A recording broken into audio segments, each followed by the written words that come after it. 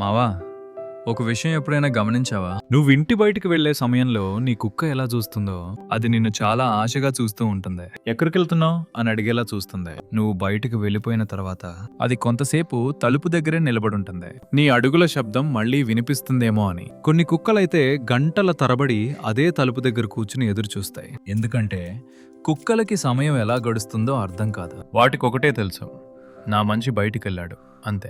అందుకే మావా, నువ్వు 10 నిమిషాలు బయటకెళ్ళినా లేదా 8 గంటలు బయట పనిచేసి వచ్చినా నీ కుక్కకి అదొకటే. అది నీకోసం ఎదురు చూసే సమయం మాత్రమే. కాని మావా, ఇక్కడే ఒక ఆశ్చర్యకరమైన విషయం ఉంది. కొన్ని స్టడీస్ ప్రకారం కుక్కలు తమ యజమానిని చూసినప్పుడు వాటి బ్రెయిన్లో యాక్సిటోసిన్ అనే హార్మోన్ విడుదలవుతుంది.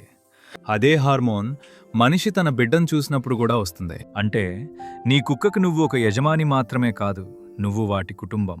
అందుకే నువ్వు ఇంటికి తిరిగి వచ్చినప్పుడు అది ఎంత సంతోషపడుతుందో చూసావా? అది తోక ఊపుతూ నీ మీదికి దూకుతుంది, నీ చుట్టూ తిరుగుతుంది. కొన్ని కుక్కలైతే సంతోషంతో అరుస్తాయి కూడా, ఎందుకంటే వాటికది రోజులోనే అత్యంత సంతోషమైన క్షణం. కాని మావా, మనుషులు మాత్రం కొన్నిసార్లు వాటి ప్రేమని అర్థం చేసుకోరు.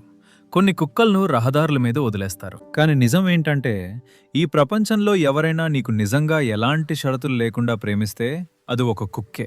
అందుకే మావా, మన జీవితంలోకి వచ్చే ఆ చిన్న ప్రాణుణ్ణి మన కుటుంబ సభ్యుల్లా చూడాలి. మరి మావా, నీకు డాగ్స్ అంటే ఇష్టమా? అయితే కామెంట్స్లో ఐ లవ్ డాగ్స్ అని కామెంట్ చేసి మన ఛానల్ని సబ్స్క్రైబ్ చేయి మావా.